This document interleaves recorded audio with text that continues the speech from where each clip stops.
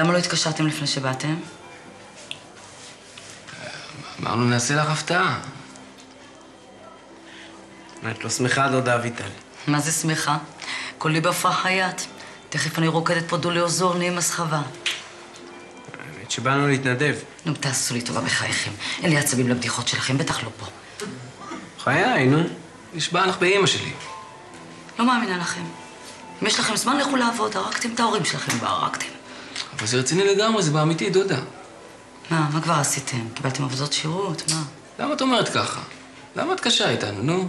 אומרים לך, באנו להתנדב. אמיתי. לא יודעת. משהו פה חשוד לי. האמת, דודה, שבאנו בשבילך. זה תיקון על מה שהוללנו לצחי שלך ביום הכיפורים.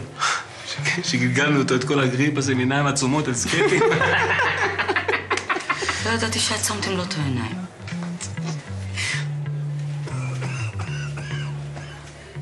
לא, רק בהתחלה. אחרי זה... הוא לא נפצע בגלל זה.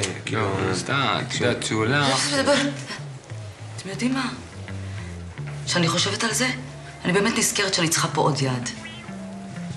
מעולה, את לא תצטערי, דודה, נשבע לך, אנחנו נעשה, את יודעת, ניירות, עבודה משרדית, טלפונים, אם יש עוד ניירות. כן, אנחנו ניירות, טובים בניירות אנחנו. חכו.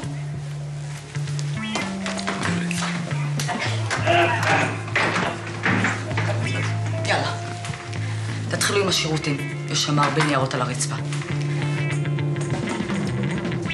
יאללה, ניוטון, אתה טוב בבית שימוש, אתה כל היום יושב שם, נו, לך. אני לא יכול, דודה אביטל, הפרק יד שלי לא עובד, אני לא יכול, אני לא יודע לשחות בשמאל. טוב, מה, אתם עוד פה? באתם לדפוק לי את המוח, או באתם להתנדב? אז יאללה. כן, כן, לא, לא. בור. ברר.